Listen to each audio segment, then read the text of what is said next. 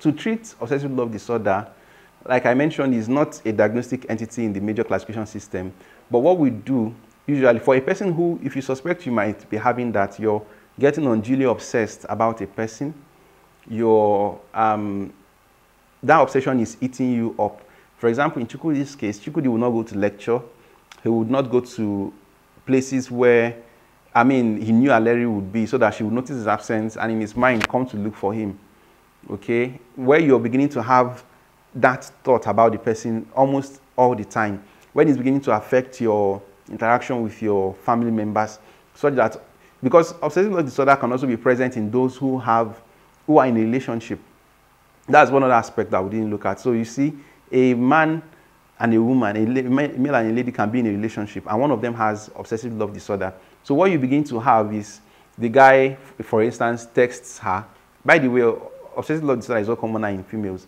Begins to text the guy, the lady, let's use the lady in this instance, almost all the time, sends messages, finds out where he is, wants to be in control of what he does, okay, is very jealous, begins to observe his interactions with other people and different things. You know, you just find out that all you're thinking about is how to protect this person, how to prevent harm from coming to him in a way that is beyond what should be normally, what we normally have, especially in the context of our society. When those things begin to happen, then you know that this might be going over the edge.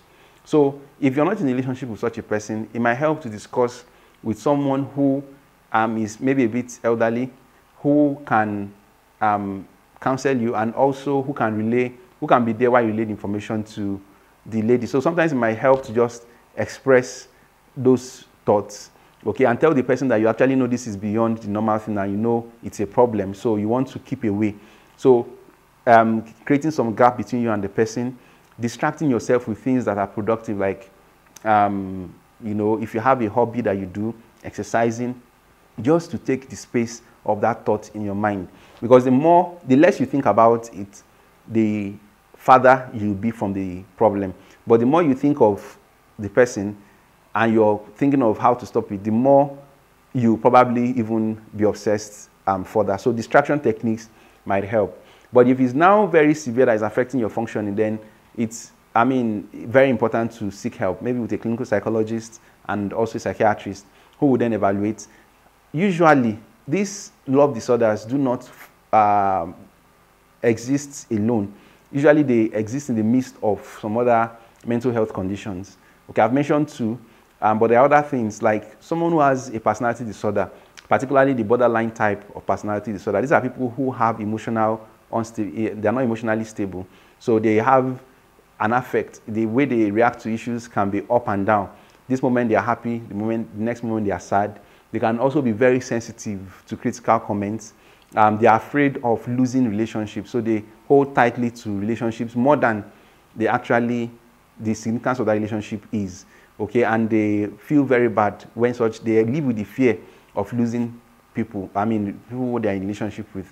So people who have this kind of personality problem could also have these love disorders, like delusion of love. They could have delusional jealousy, or in this case, as I said, maybe obsession with a person. So when it sits on that, people who have post-traumatic stress disorder also could also have that. People who have some other emotional conditions, you know, whose personality might be affected. You know, personality disorders, apart from even the one I mentioned earlier, could also have problems with this love disorder. So if you see a professional, if he evaluates you, he'll be able to know whether this is an isolated thing, or whether this is something that has to do with some disorder, or whether this is something that has to do with some unresolved conflict you might have had in your childhood, and then initiate the right therapy to solve those underlying problems. When those problems are resolved, you then would have usually an improvement in this condition. Okay, so but when it is alone, they will have to now tailor management to it alone, talking about psychotherapy and maybe medications if absolutely necessary.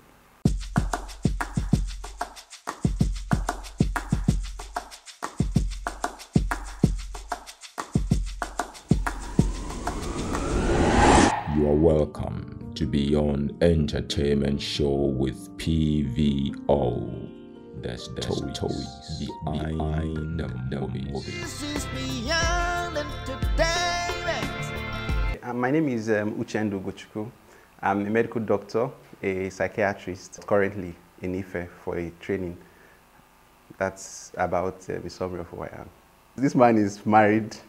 I have a child, and I'm married to a beautiful wife. He's also a medical doctor. So, and we currently live in Ife.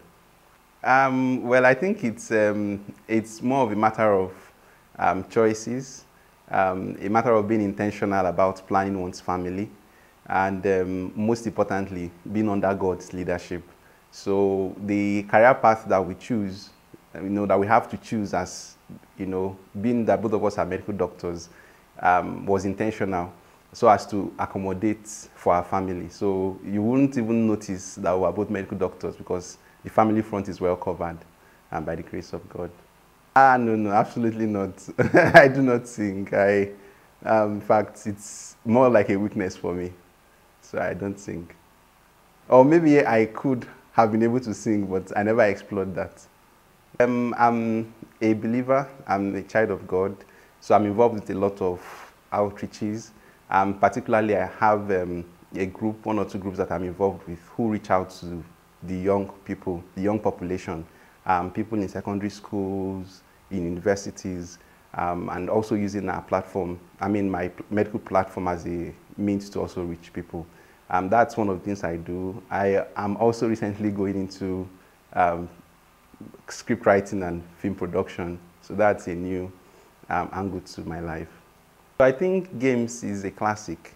It's a very, very interesting and intriguing movie, not just for the nature, the quality of production, but in the messages it carries. I say messages because it has a whole lot of messages in different aspects, the season 1, the season 2. In fact, too many for me to touch on. But I think one that really struck me of recent was maybe episode 5 of season 2. That where the story was focused on the two brothers who connived to lie to their parents. He was attacked by armed robbers when he was trying to come home from school so that he can come and welcome you. They attacked them. They stopped their boss. They wanted to collect his ATM, but he was struggling with them. They beat him. They cut him with knife. And they collected his card. They withdrew all his money. Aki, why did you struggle with them? Why? I didn't want to lose my school fees. Where did this robbery take place? Around Mokola. I'll call Sir Victor now. The CCTV of the ATM must have captured something. No, Dad. John mixed up the story. They made me transfer the money in my account. Yes. It's transfer everything. That makes it even better. Let me see your phone. Let me see the alert. The police should be able to do something with it. Phone? Dad, they took my phone, my wallet, everything. They took everything. Yes, they took everything. Honey, please don't ask them any question again. The boy needs to rest, It's okay. Please. But Aki, you shouldn't have struggled with them. No, you shouldn't. You want more to us than the money. Nothing must happen to you and your brother. And you shall me. Ha! Sorry. How do you feel? I hope the pain has subsided. After one of them had slept with, a prostitute and spent his 150,000 naira tuition fee on that. What struck me most was how the parents of those children, of those boys, handled the situation. So the typical Nigerian response to parenting response to that would be to, bring out a whip, shout, do something very terrible. But you notice that the parents who are mature Christians and ministers, had to do a lot of introspection. Okay, they had to do a lot of introspection because they felt that if our children are not turning out right, then maybe we didn't do something right. And that silence they had and not reacting impulsively to their children's mistakes served as a very critical ingredient in the Holy Spirit convicting the hearts of the children as regards, bringing godly sorrow to them and making them really see the heart of parenting. You know, and that struck me because it's something that we miss a lot in this part of the world and even all over the world. People tend to parent people on the grounds of, you know, anger. You know, so if I have a child who does something wrong, in order to correct the child, what I bring out is the whip. And I do so impulsively. I beat the child out of anger for what he has done rather than out of love.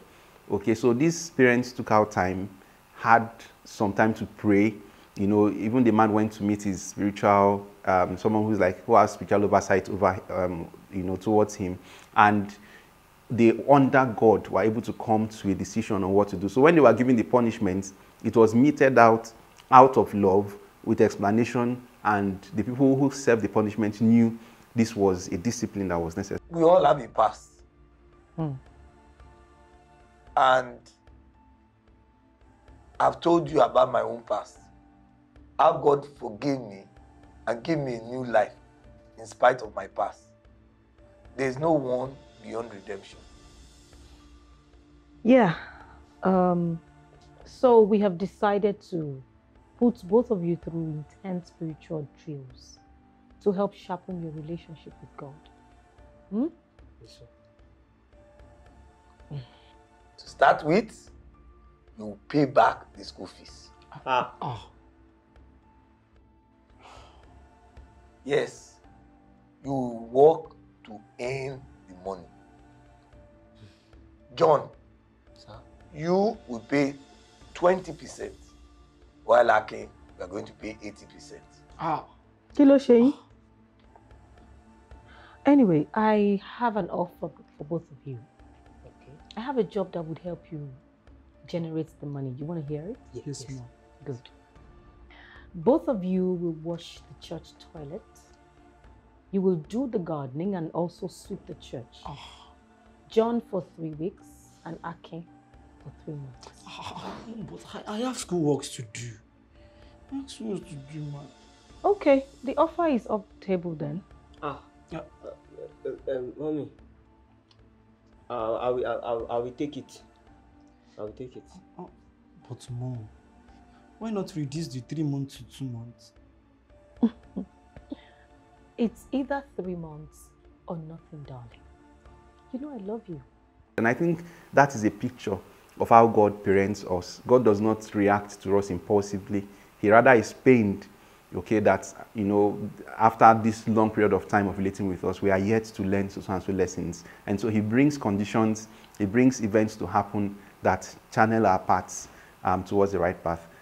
I will also say something again about the story that I'm dwelling on it. I just feel, you know, spontaneously to speak about this. The other aspect of it that I saw was the aspect of not being disappointed in oneself. Okay, the father was particularly disappointed and even made statements such as that he wasn't going to go on with ministry work because he felt, what is he preaching since his son had failed? I recently had a client who had that kind of experience, a pastor, you know, in a holiness church whose son, you know, did something wrong and they had to bring him to clinic. And it was quite disgraceful to see that somebody of a rank as his in the Christian faith could have a son who could do such a thing. And his pain while I was reviewing them was the pain of, see what my son has done. How can a pastor's son do this? So what the son was seeing was a man who was angry at what he had done because of his reputation, not because of his future. So I had to address that. I had to talk to them individually, the father first, and then, the son first, and then the father, and then reconciled a number of things that had happened in childhood and in growing up that were responsible for the son adopting a behavior that was contrary to what his family stood for. So I think that was a classic, that was a major lesson. There are so many other lessons that we could learn from games. So that's about it. If you allow me, I could go on, and we wouldn't get to the business of the day. But as regards Chukwudi was a unique character, was a major ingredient in that film. I think that I enjoyed his role in season 1 a lot because he came across as a mature spiritual brother in university, which was why it was stunning to see a different version of him in season 2. And so we had this Chukwudi who had issues when he was a child, lost his parents to a plane crash at age 6, both of his parents. That's a major traumatic event. And in psychiatry or psychology, we know that childhood traumatic events are a major factor or risk factor in the onset of mental health conditions later in life, either in adolescence, even in childhood, in adolescence or in adulthood. So Chukwudi had a major life event that took him away from his comfort zone, that took away what was so precious to him. Events are quite traumatizing, losing people who are your benefactors, who are your parents, in a very tragic manner. So a lot of things could have happened at that age. The foster mother came, was invited by the doctor who was attending Chukwudi. And the foster mother relayed the events that occurred in his life following that. He mentioned that he was socially withdrawn, would not talk to anybody. He many times would sob without making sounds. Okay, so these are indicators of high level of grief. So, and it appeared as though this continued for a long period of time. Usually there is a period of grief, even though for children it might be a little different from what the normal is. But it was a significant thing that happened and affected him thenceforth. So you found him coming under the care of a woman whom he had never met until he lost his parents. So I suspect that from the lines and the story, it appeared that he must have been a victim, or he must have suffered from a condition referred to as Disinvited social engagement disorder. So it's a Disinvited social engagement disorder is a disorder that has to do with, that occurs in childhood, usually before age 5. The children will usually show signs of it. So what happens is these people have they have a separation from who their parents, their normal parents. So their parents are not the ones, biological parents are not the ones who raised them. And they probably were raised in foster homes or raised by different caregivers at different times. So they do not have the normal kind of attachment and bonding that is so essential to charting a right course, both emotionally and socially, as a child. So what you find is probably someone who is a foster home, who is being cared for by nannies, who is being cared for people who are paid employees. So these people do their work more out of duty, being dutiful, rather than out of genuine love and compassion for the children. Aside that, there is the tendency for these workers to be changed again and again.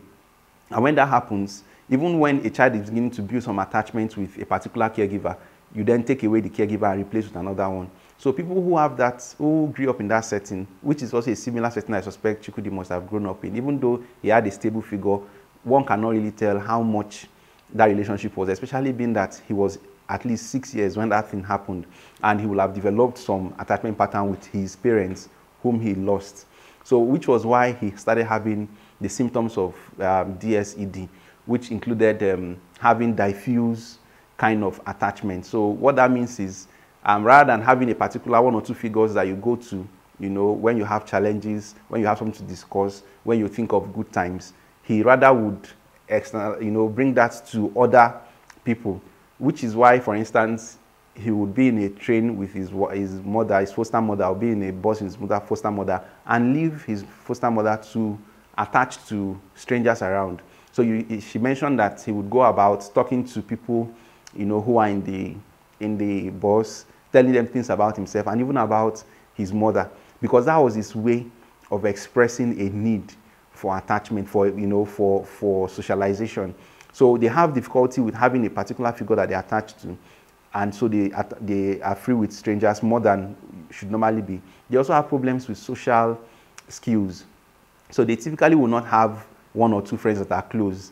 Okay, they have problem keeping relationships. And because of the vacuum that they experience, they tend to have certain kind of fantasy of what they wished their lives were, which is why people who have this form of disorder, or what we can call the alternate type of it, which is reactive attachment disorder. So reactive attachment disorder has to do with when you have parents who are very cruel to their children, okay? Parents who do not take care of their children well, who abuse them either psychologically or physically. So these children become ambivalent towards them. So normally if I should come home, my 2-year-old would normally run to me to hug me, and be happy. But children with RAD would not want to come close to their parents, or when they are coming, they would, for example, you have a child who a parent is hugging and the child is looking away, not smiling, because there is something inside of him that knows that this love I'm receiving now is probably temporary, and very soon I will get the whip, or very soon I will get something to take me away. This love is, they perceive it as not something that they will meet at other times. They are not attached to them, and it affects them even when they go out. They, tend to have such reactions even when people are showing them genuine love. So that's the other disorder that could have happened. Now, these two disorders have a risk to cause people who have such experiences to have future psychiatric conditions or conditions that would affect them psychologically. So one of which is what Chukwudi seemed to be exhibiting.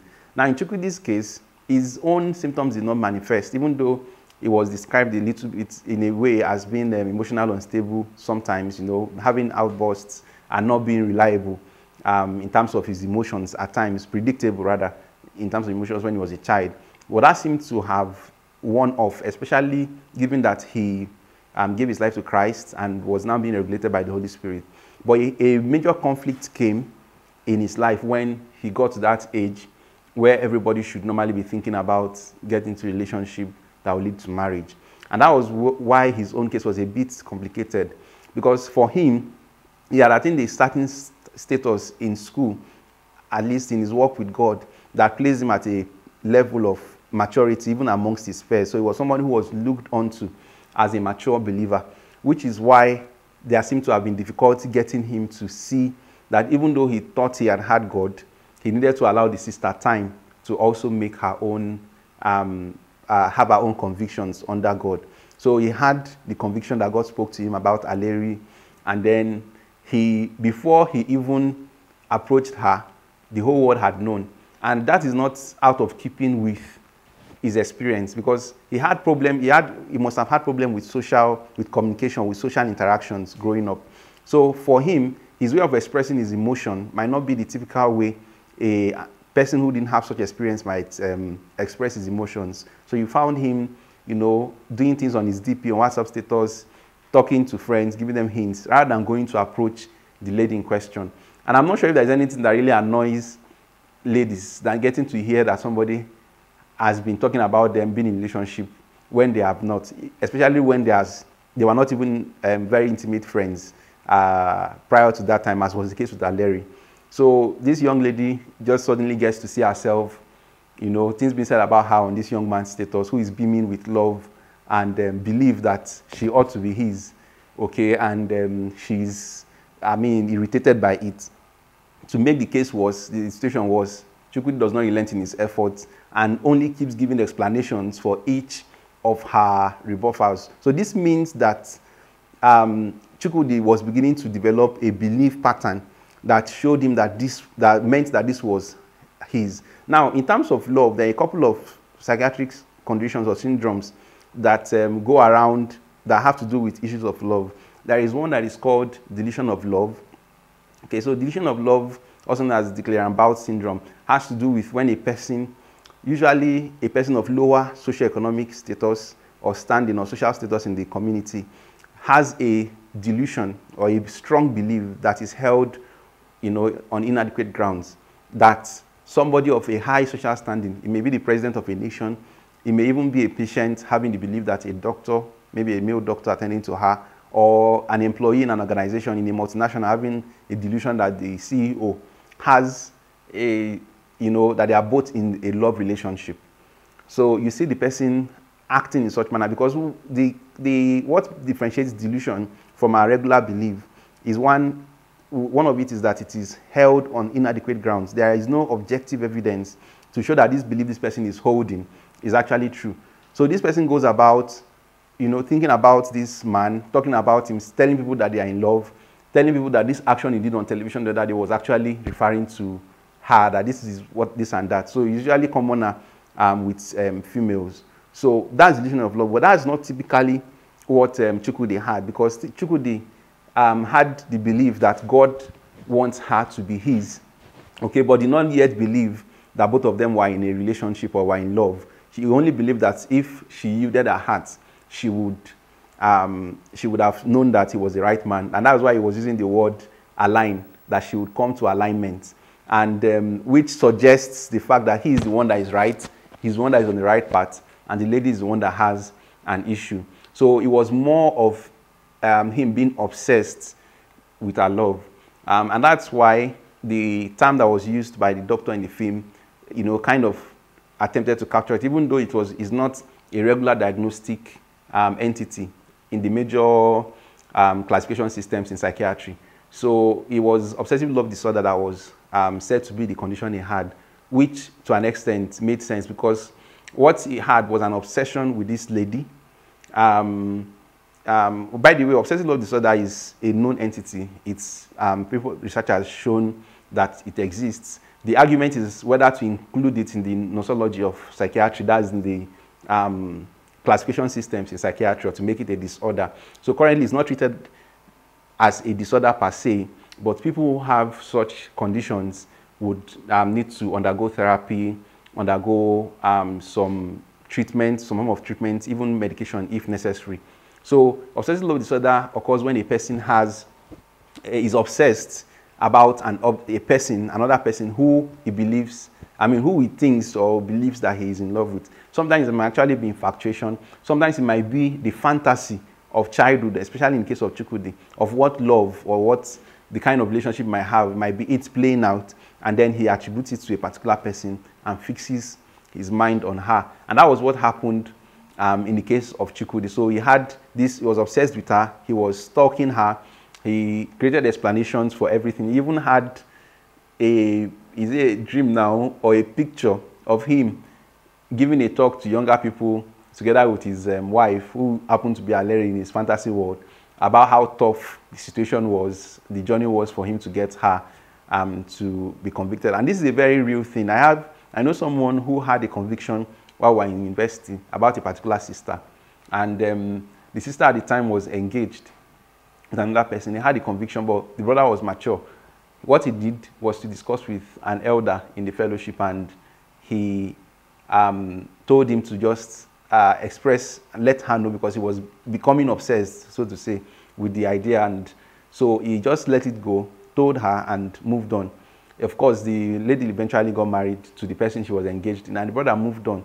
Now, whether or not it was God that spoke to him, your brother doesn't know. But what I know is that he handled the situation maturely. And I think it's a learning point for us as Christians. We need to know that when we receive from God concerning certain things, especially when it has to do with the issue of marriage, it is two people that have to hear. It is two people that have to be convinced. When you have a horse or a man who is walking on one leg, you know that there is a problem, because both legs have to work. So the woman's conviction and the man's conviction are equally important. And I think that was the point that Chukwudi missed. Anyway, he got that belief, was obsessed with the lady, pestered her, stalked her, and until he got to his Waterloo, which was what Aleri did by getting the soldiers to come and mete out some discipline to him. So I think it's a good way to illustrate the disorder, and we need to be aware of it, and we need to be conscious of it, because when we begin to become aware, one of the major keys in psychiatry or in psychology is being aware of a condition. So if you are aware that this is likely what is happening to me, it is more likely than not that you would try to safeguard yourself from going to certain extremes. So obsessive love disorder was the entity that was used to describe his phenomenon. But the other third thing I wanted to talk about is delusion of jealousy. So that one has to do with when a person believes that his partner has infidelity, okay, that is not faithful to him, and all of that. So, but that usually occurs people with problems with alcohol, or people with some brain conditions. Okay, when it occurs alone without any of these associations, some have regarded it as Othello syndrome. So, but in case of Chukwudi, I think it was okay to put him in between the spectrum of moving from normal love to a delusional kind of love, which is the obsessive kind of love which he had. Mental health is a very important thing. In fact, WHO definition of health includes that the person is well in his mind, okay, wellness of the mind. So if a person's mental health is not stable, there is little that person can do. Unfortunately, people have stigmatized mental disorders, especially because this condition, some of the diagnoses, the mental disorders, would cause a person to behave in certain ways that would be noticeable by others, sometimes not even noticed by the person who has the condition. So it's a very big problem, but I think awareness of what mental health is key in destigmatizing this issue. Now, when you say somebody is in the psychiatric ward, like Chukwudi said in games, he said he's in the place for mental people, why would anybody visit him? That's the average idea a Nigerian has, or most people have in the world, about mental disorders. But for goodness sake, psychotic spectrum or psychotic disorders, which is just one aspect of mental disorders, is just one aspect of psychiatric illnesses. There are other aspects. There are, before there used to be this dichotomy or two major classifications of neurotic and psychotic disorders. So psychosis just basically means a person not being in touch with reality. And in the case that you described of a man who will shout, in church, so that one was behaving out of context, and the most likely diagnosis would be something that has to do with the psychotic spectrum, which is why they probably diagnosed schizophrenia. But schizophrenia is just a very minute part of mental health. Somebody that has anxiety problems, has mental issues, has a mental health challenge that could be addressed. Somebody that has depressive disorder has a mental health challenge that could be addressed. Someone that has schizophrenia has a mental health challenge that could be addressed. And these things basically have basis, even have physical basis in our body, okay, for which, in our brain especially, for which people who have these conditions exhibit the symptoms they exhibit. Which is why when you see a mental health professional, a psychiatrist, he will be able to attend to the disorder according to the scientifically proven ways that would address those situations. So I think it's a very big problem. Maybe if we bear in mind that 1 in 4 persons that you see around today would have a mental disorder in his lifetime, 1 in 5 persons would have a depressive disorder in his lifetime, it might help us to know that this thing might not be far-fetched. In your classroom, if you're 40, just calculate that ratio.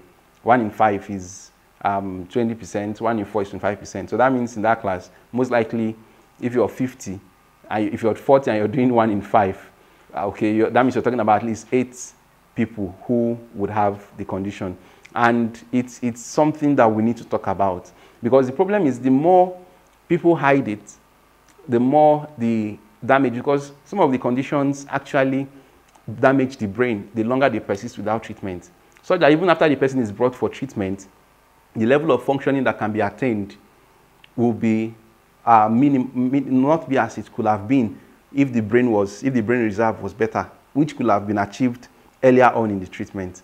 So I want to really encourage people who would see this, to be sensitive to others, to be sensitive to know when people are beginning to have problems with their functioning. Because one of the major ways by which mental health presents is that mental disorders presents that it affects our functioning. So a person is not able to concentrate at work, a person is not able to sleep well, a person is not able to relate well with his friends and family, a person is not able to take care of himself, okay? And then when you probe a little deeper, you begin to find that there are issues of the mind, okay, things that can be resolved. So encourage them to seek help, and it will really go a long way in making our world today safe. Keep watching Beyond Entertainment Show with PVO.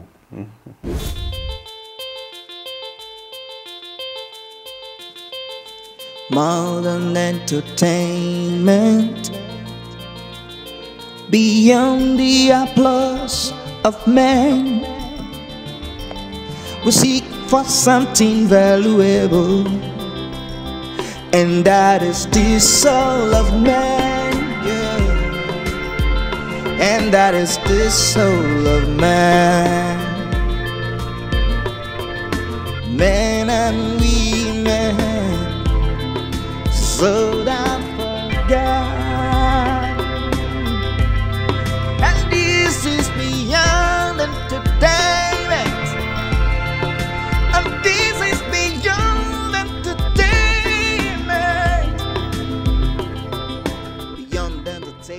Keep watching Beyond Entertainment Show with PVO.